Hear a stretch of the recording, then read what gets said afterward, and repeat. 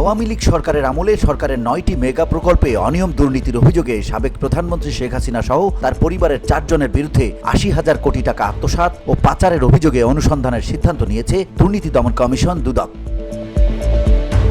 মঙ্গলবার দুদকের উপপরিচালক আক্তারুল ইসলাম বিষয়টি নিশ্চিত করেছেন। দুদক সূত্র জানিয়েছে, আশ্রয়ন প্রকল্প, রূপপুর পারমাণবিক বিদ্যুৎ কেন্দ্র, বেজা ও বেবজার বিভিন্ন প্রকল্প সহ ৯টি প্রকল্পে অন্তত ৮০,০০০ কোটি টাকারও বেশি অর্থ লুটপাট করা হয়েছে। এসব অর্থ আত্মসাৎ ও দেশের বাইরে পাচারের অভিযোগ রয়েছে। অভিযোগ যাচাই বাছাই শেষে কমিশনের বৈঠকে অনুসন্ধানের সিদ্ধান্ত নেওয়া হয়। দুদকের ঊর্ধ্বতন সূত্র জানিয়েছে, শেখ হাসিনা ছাড়া যাদের বিরুদ্ধে অনুসন্ধান হবে তারা হলেন শেখ রেহানা, টিউলিপ সিদ্দিক এবং সজীব অজেদ জয়। দুদকের সূত্র জানিয়েছে, আপাতত এই 4 জনের বিষয়ে অনুসন্ধান করবে দুদক। অনুসন্ধানে আরও ব্যক্তিদের নাম আসতে পারে বলেও ধারণা করছে সংস্থাটি। VOD Bangla news desk.